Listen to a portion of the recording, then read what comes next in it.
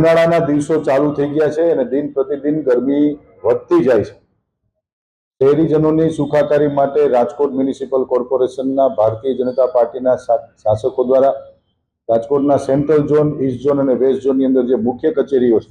ત્યાં આધાર કેન્દ્રની અંદર લોકોને તડકામાં ઊભું ન રહેવું પડે એના માટે એક પરમેનન્ટ સ્ટ્રક્ચર ઊભું કરવામાં આવ્યું છે અને પાણીની પણ વ્યવસ્થા કરવામાં આવી છે, જેથી કરીને કોઈ પરિવારજનો આવે બાળકોને લઈને આધાર કઢાવવા આવતા હોય છે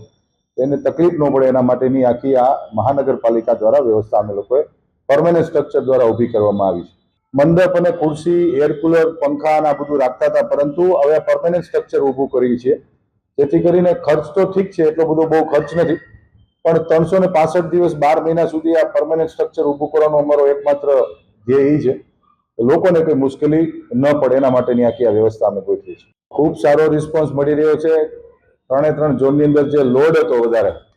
જે લોકોની લાઈનો સેન્ટ્રલ ઝોનમાં કોર્પોરેશનની કચેરીની બહાર ઊભા રહેતા, એવા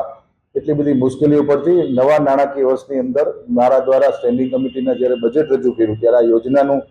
ઇમ્પ્લિમેન્ટેશન તાત્કાલિક ધોરણે થાય એના માટે જે તે સંબંધિત અધિકારીઓને સૂચના આપવામાં આવી હતી અને 1 એપ્રિલથી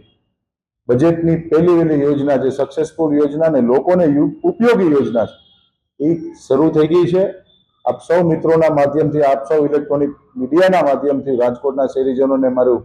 હાર્દિક નિમંત્રણ છે અને આહવાન પણ છે કે જે આપને આધાર કાર્ડની કોઈ પણ કામગીરી કરવી હોય તો તમારા નજીકની વોર્ડ ઓફિસે, જે રાજકોટ મ્યુનિસિપલ કોર્પોરેશનની એક સ્માર્ટ વોર્ડ ઓફિસ બનાવવામાં આવી, ત્યાં જઈ અને આપ આધારની કામગીરી આપ આરામથી કરી શકો છો, જેથી કરીને સેન્ટ્રલ ઝોનમાં કે ઈસ્ટ કે વેસ્ટ ઝોનમાં આપને કોઈ ધક્કા ખાવા ન પડે।